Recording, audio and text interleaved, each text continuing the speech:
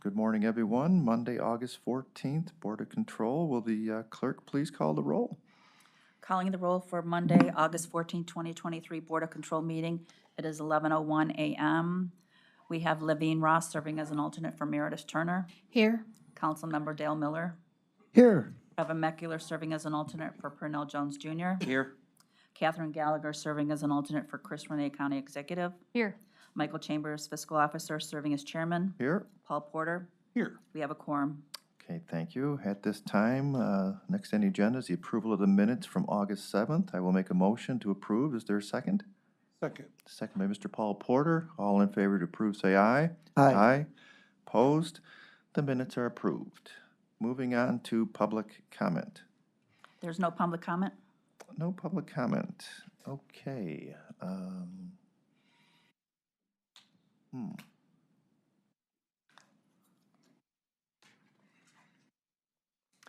stalling for a moment, but it's not going to work. So let's skip the first item if we can, Okay.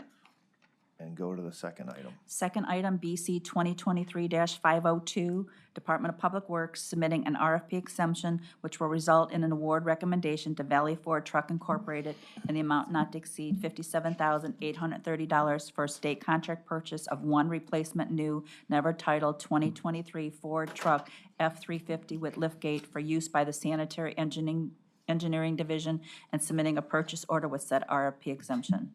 Good morning, Tom Pavich, Public Works. This item, we're requesting approval purchase order with the Valley Ford. It's for a 23 Ford with a liftgate truck. It's to replace an older 2006 model that will be put on Gov Deals. This is being procured off of a state of Ohio contract, and as you know, those are bid and or negotiated. Okay, Tom, thank you. Are there questions from the board on this item? Seeing no questions, I will make the motion to approve the item. Is there a second? Second. Second by Mr. Paul Porter. All in favor to approve, say aye. Aye. Opposed? The item's approved. Let the record note, please. Let the record note that Nicole English, serving as an alternate for Mike Dever, is now present. Okay, can we go back to that first item, please? First item, BC 2023-501, correcting to read to add the word road that was missing in the caption. Department of Public Works submitting an RFP exemption which will result in a payment to U.S. Department of the Interior, National Park Service, NPS, in the amount not to exceed $75,000 to satisfy the wetlands mitigation donation for impacting 1.5 acres of wetlands in connection with construction activities associated with the replacement of various Pleasant Valley Road bridges over Cuyahoga River in the City of Independence and Village of Valley View, and submitting a payment with said RFP exemption. Nicole English with Public Works. This is a requirement of the federal process that we are doing as part of our construction of these Pleasant Valley Road bridges. There is wetlands that exist in as part of your environmental commitment. Because they exist in the national park system, we have to negotiate with them on a settlement for impacting the 1.5 acres of wetlands. So the price that we negotiated was the same price we had, you might have remembered before, that we had to pay to restore wetlands with the Stream and Wetland Foundation. So they accepted the same price as that. This is a road and bridge charge. Thank you, Nicole. Are there questions from the board on this item? Seeing no questions, I will make a motion to approve as amended. Is there a second? Second. Second by Councilman Miller. All in favor to approve as amended, say aye. Aye. Opposed? The item is approved. Let's move on to 503. Next item, BC 2023-503, Department of Public Works submitting an amendment to a contract with Great Lakes Petroleum for the purchase of fuel for various county facilities for the period April 1st, 2020 through June 30th, 2023, to extend the time period to June 30th, 2024, and for additional funds in the amount not to exceed $495,000. Good morning, Tom Pavich, Public Works. This is the approval of a contract amendment with Great Lakes to extend it to next June 30th. This is for the county fuel that goes at our Harvard Roads maintenance garage where our fleet division is, as well as the airport and the generators at the various outlying buildings. Great Lakes Petroleum, the contract is actually the state of Ohio contract, which the county has historically followed and will continue to do so. Thank you, Tom. Are there questions from the board on this item? Seeing no questions, I will make a motion to approve. Is there a second? Second. Seconded by Ms. Levine Ross. All in favor to approve, say aye. Aye.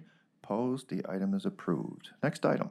Next, item BC 2023-504, Department of Public Works submitting an RFP exemption which will result in an award recommendation to the Brewer Garrett Company in the amount not to exceed $17,331 to upgrade the AXE JC 6000 building automation system to N4 JC 8000 at the J. N. Hunter, Virgil Brown, and the Board of Election buildings, effective upon contract signatures of all parties for a period of 1 year, and submitting a contract with said RFP exemption. Good morning, Matt Ryan with the Department of Public Works. This will upgrade our building automation systems at Jane N. Hunter, Virgil Brown, and the Board of Elections, which were previously installed under the 2011 Energy Savings Performance Contracts in these 3 buildings done by Brewer Garrett at the time. We had done a factory authorization on this previously, but because of some of the contract terms, we've turned it into a contract. This will finally allow us to correct the building automation system failure in Jane Edna Hunter and upgrade the obsolete systems in Board of Elections and Virgil Brown. Thank you, Matt. Are there any questions from the board? Yes. Councilman. To what extent will these improvements allow us to increase energy efficiency at these buildings? Through the chair to the councilman, so the building automation system upgrades are just the digital controllers that take all the inputs from all the building systems, the variable air volume boxes, the fans, the motors, and everything that run.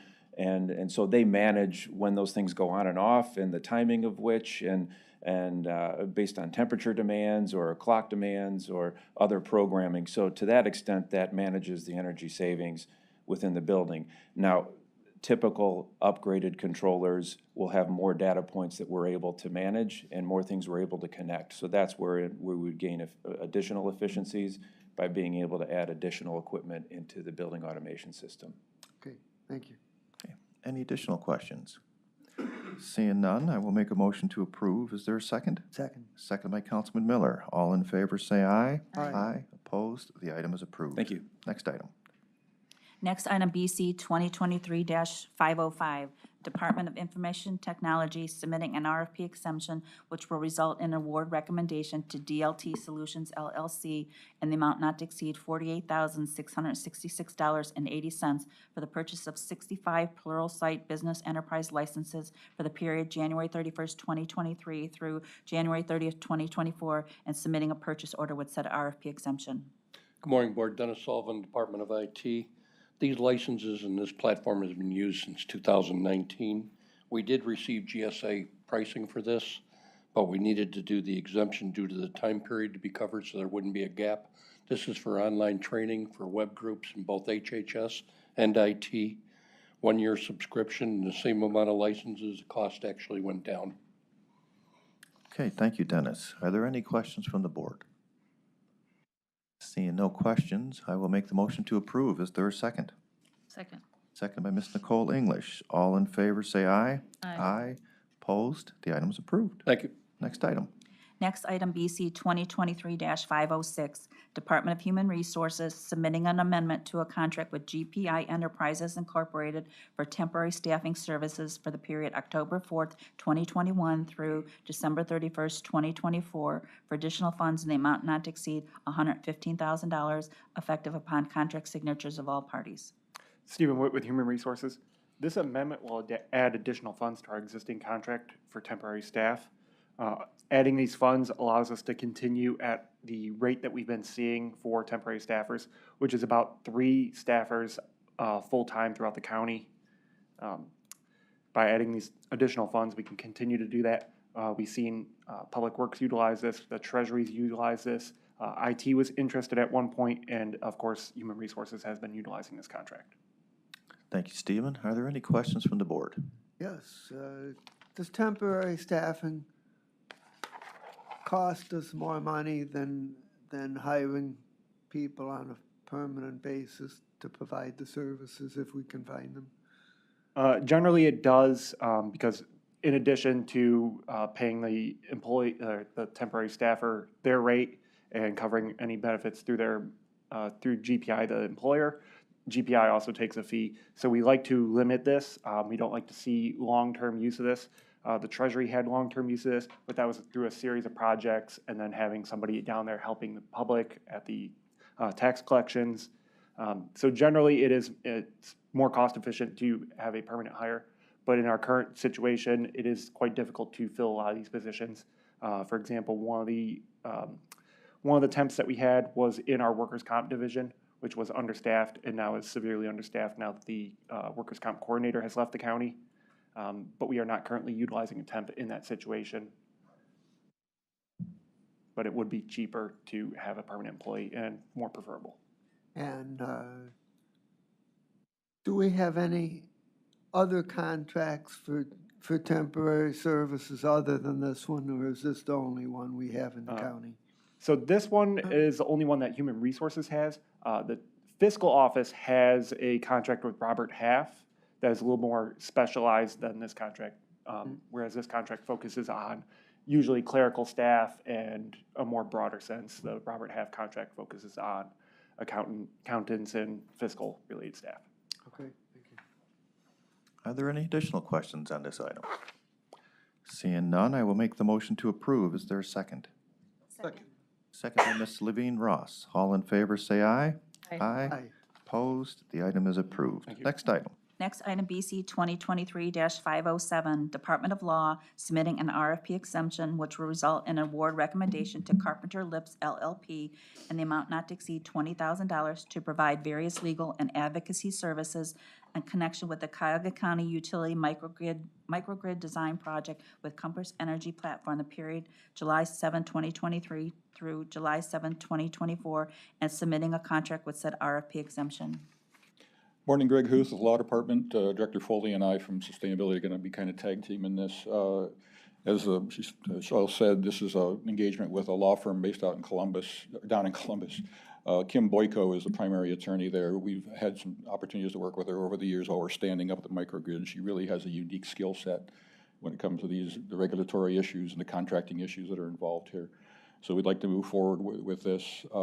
This initial contract is going to be for $20,000. I wouldn't be surprised if we're back here next year asking for more, because that seems like very little to me in relation to what has to get done here. And I will say that there is a provision in the ORC that allows us to engage lawyers, outside counsel this way without going through the prosecutor's office. We just have a cap on how much we're allowed to pay them any given year. So, Thank you, Greg. Are there any questions from the board? Seeing no questions, I will make the motion to approve. Is there a second? Second. Second by Councilman Miller. All in favor, say aye. Aye.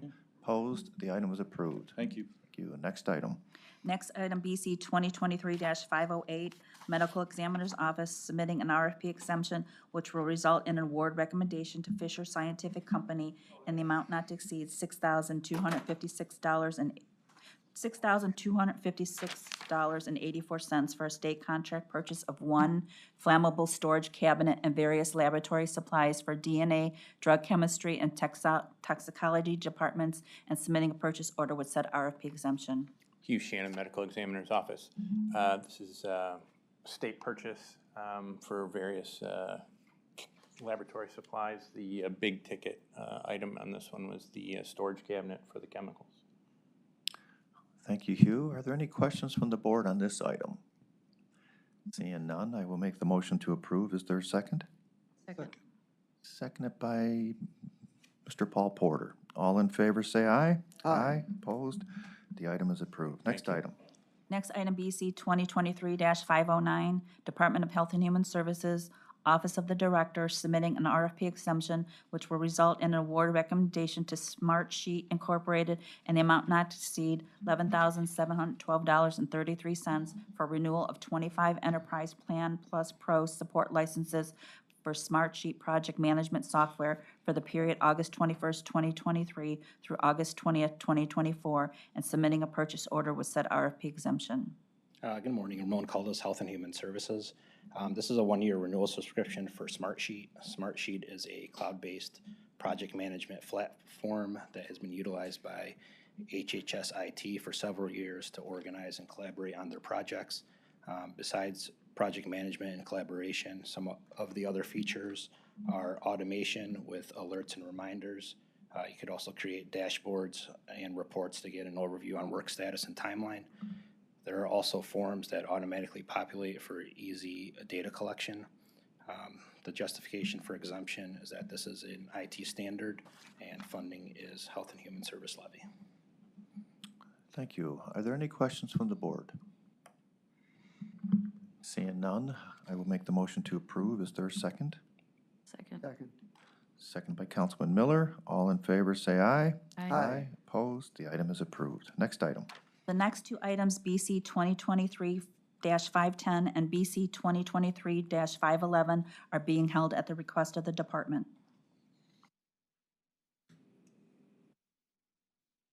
Okay, let's move on to the next one.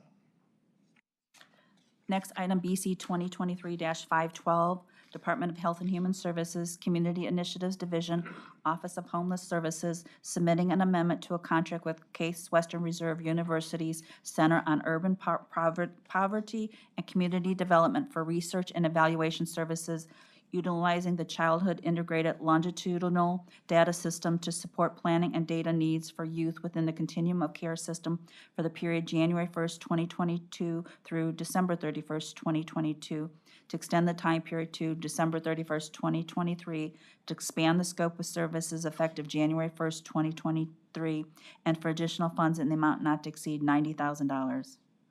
Good morning, Erin Reardon, Office of Homeless Services. Excuse me. This is an amendment to our contract with CASE. They provide research and data analysis using their childhood data system for our youth homelessness demonstration program, and we're continuing that work and then expanding their work to provide that same data and research for our income and stability program. And this is HUD funded. It's funded through our planning grant, which we receive annually. Thank you, Aaron. Are there any questions from the board? Seeing none, I will make the motion to approve. Is there a second? Second. Seconded by Ms. Levine Ross. All in favor, say aye. Aye. Opposed? The item is approved. Thank you. Next item. Next item is first item under exemptions, BC 2023-513, Department of Public Works, recommending an alternative procurement process which will result in award recommendations and issuance of purchase orders to various vendors in the amount not to exceed $125,000 for the purchase of various automotive repair services in connection with vehicles involved in an accident for the Fleet Division on an as-needed basis for the period August 14, 2023 through August 13, 2025. Premier Auto Body and Collision Center LLC, Valores Truck Painting and Body Company. Good morning, Tom Pavich, Public Works. We're requesting an alternate procurement that will result in as-needed purchase orders as we need them. This is for vehicle accident repairs typically with our fleet division. Some repairs are done in-house within Public Works. Other repairs are done by factory authorized dealers, whether it's Jack Doheny, Bob Gillingham, Ford, et cetera. There are vehicles that don't fall into any one of those categories, and historically we've had to obtain quotes to get those body repairs or paint repairs. This is kind of a pilot program that we bid out for labor and materials for as an informal bid. We had two vendors that submitted those bids, Premier and Valores. One of them is a standard sedan, typically repair shop. The other one was a bigger rig. So for some of our heavy-duty trucks out at Harvard, as accidents occur that don't fall in those other categories, they'll request an approval number from us internally, just like our factory authorized program. They'll do the repairs. Those purchase orders will come back to the board, so there's still visibility as to what the cost is going to these vendors. Thank you, Tom. Are there questions from the board? Yes, I have a couple questions. Yes. So, is this the first time we've done this kind of a contract with collision repair type companies? And given that you reported 6 accidents for $37,000, that's only for like 6 months, is that correct? Correct. So that's year to date of this year. So, and most of those, and I have to verify, it could be all of them, are typically sheriff's vehicles that are, they're on the road. Some of them are in pursuit. They're subject to more wear and tear than standard vehicles. Okay, thank you. Okay. Are there any additional questions? Seeing none, I will make the motion to approve. Is there a second? Second. Second. Seconded by Ms. Nicole English. All in favor, say aye. Aye. Aye. Opposed? The item is approved. Next, Even though the item was approved, may I ask one more question? you sure may, yes. The question is whether you think this will save money over not, as opposed to just doing it as an ad hoc basis and getting the repairs you need, or is the advantage primarily in terms of having people identified and ready to go? I think the advantage is getting the vehicles back on the road sooner. So, especially as I mentioned, of those 6 vehicles, I think all 6 may be sheriff's vehicles. We need to keep those vehicles on the road as soon as possible. So, when there is any type of damage that we can't do in-house or send to a factory authorized dealer, we'll be able to go to one of these 2 vendors and have that vehicle addressed as soon as possible and get back on the road. Okay, thanks. Sure, great. Thank you. Move on to our next item, please. Next item, BC 2023-514, Office of the Medical Examiner recommending to amend BC 2022-571 dated 9/26/2022, which amended BC 2021-515 dated September 20th, 2021, which amended board approval number BC 2019-914 dated December 9th, 2019, which amended board approval BC 2019-95 dated February 4th, 2019, which approved an alternative procurement process resulting in award recommendations to Promega and Life Technologies and the amount not to exceed $1,455,832 to procure genetic testing kits and other consumable supplies for the period January 1st, 2019 through December 31st, 2023, to extend the time period to September 30th, 2024, and for additional funds in the amount not to exceed $244,893. Hugh Shannon, Medical Examiner's Office. My apologies to Cheryl for making her go through all that. We'll get that cleaned up for next year. This is our main source of genetic analyzer kits for the DNA lab. They're purchased with the DNA backlog grant. We have to wait for the backlog grants to officially be awarded before we can move ahead with the next year's purchases. So that's why there's these constant amendments. But we'll take care of that and resubmit it for next year. So there's not a laundry list of amendments. Okay, thank you, Hugh. Are there any questions from the board? Seeing none, I will make the motion to approve. Is there a second? Second. Second by Mr. Paul Porter. All in favor to approve, say aye. Aye. Opposed? The item is approved. Thank you. Thank you. Next item. Next item, BC 2023-515, Department of Public Safety and Justice Services recommending an alternative procurement process which will result in payments to various municipalities in Cuyahoga County and the total amount not to exceed $50,000 for reimbursement of personnel costs in connection with providing personnel to serve as rescue task force trainers effective August 14, 2023 through December 31st, 2024. Good morning, Mary Beth Vaughn from Public Safety, and with me is Mark Christie, the Manager of Emergency Management. And Rescue Task Force is modeled after tactics used by the medics working in combat zones. It allows personnel to deliver triage to victims in a warm zone in the case of an active shooter or a mass casualty event while under the direct protection of law enforcement. This training program actually uses local police officers and firefighters to act as the constructors. Initially, when we launched this program, the municipalities were trying to cover the costs of the overtime that was incurred by the trainers. Unfortunately, this became very cost prohibitive and it was unsustainable. So you may recall back in 2021, this board actually approved an alternate procurement that allowed us to use general fund monies to reimburse these communities who did offer up the trainers, and this proved to be very, very successful. It was very well received by the first responders themselves, as well as the Police Chiefs Association and the Fire Chiefs Association.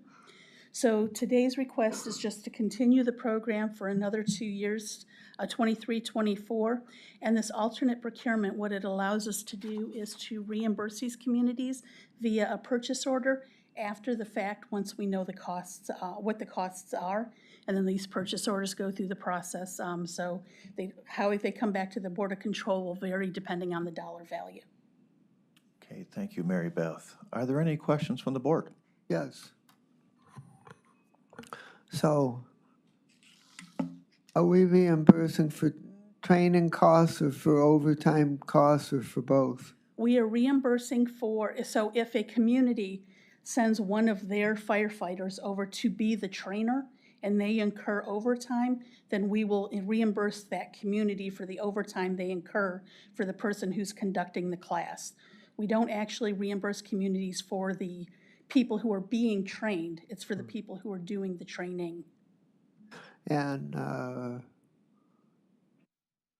if it became cost prohibitive for municipalities, why did we decide that we should pay for it out of the general fund?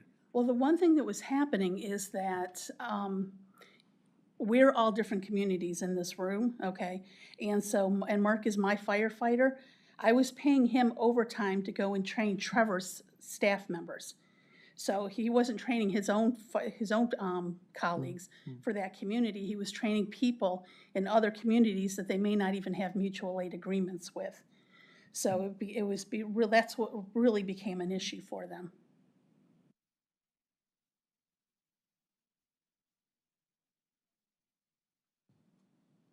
So why wouldn't we just have the municipalities cover their own expenses and not expenses in other communities? Well, I think there's an economies of scale related to this. Mark, if you want to. Again, Mark Christie, manager for emergency management. We view this as a county initiative, meaning that the mutual aid partners and other communities that may not normally be responding with one another to smaller scale incidents would be responding with one another for these larger scale active aggressor incidents. So there's sort of a larger, greater good here that it's not really incumbent upon, to Mary Beth's analogy, a Bay Village firefighter to conduct training for a Euclid firefighter. It's more of a county-wide initiative that we see the benefit in. Everybody, I think, recognizes the benefit, but to place that expectation for Bay Village to essentially sponsor the training for a city like Euclid or another community that they don't have any sort of direct mutual aid with, that's where we see our role in this, in sponsoring it. Okay, thank you. Any additional questions, please? Yes, good morning. Just wondering, how many communities participate in this program? Okay, excuse me. The last time that we did it for 21 and 22, we actually had 43 municipalities who had at least one person trained, 6 colleges and university, RTA, the Cleveland Metro Parks, and the County Sheriff's Department. Mr. Mackler, please. Mary Beth, I just wanted to confirm, this is the firefighter training grant program that the council and the exec put in maybe, 6 years ago, 4 years ago?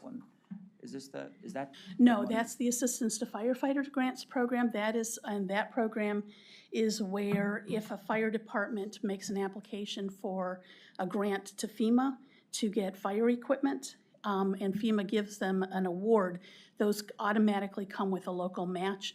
That's what council gave us the money for. And is the first year that this has happened through the general fund 2021? Correct. Okay. Do you know how many communities will participate this year? We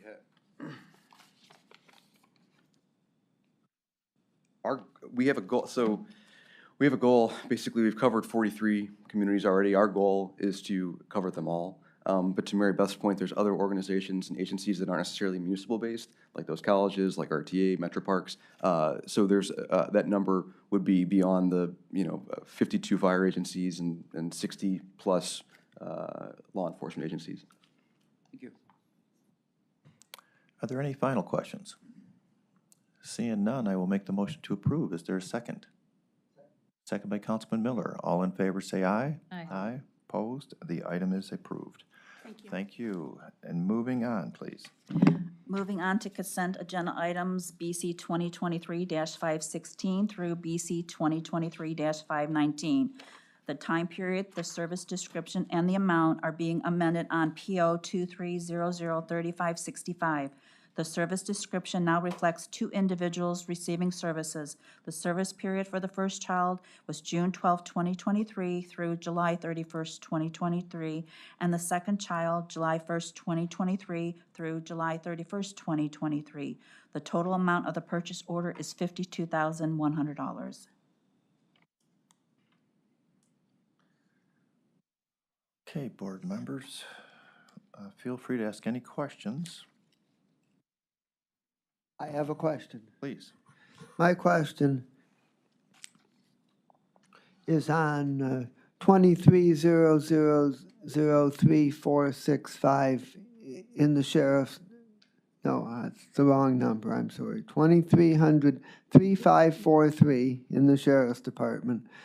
And it's regarding the area temps for 30,000. And my question is whether this item, why it's not being done as a contract like the other 2 temporary agency contracts that we talked about earlier in the day, and is being done as a direct open purchase.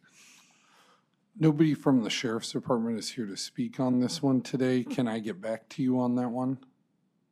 If you'd like, I'll hold it until we get somebody. I do know that it was going to be in the commissary area. That was what we were told, and it's a good question.